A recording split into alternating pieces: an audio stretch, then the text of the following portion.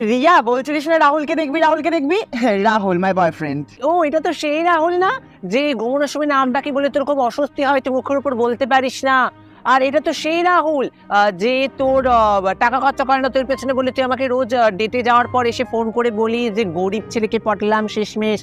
আর এটা তো সেই রাহুল যে তোকে জন্মদিনে টেডি বিয়ার গিফট করেছিল বলে তোর খুব কষ্ট হয়েছিল যে তোকে দামি আইফোন গিফট করেনি, তুই কত নিন্দে করলি সারা রাত ধরে।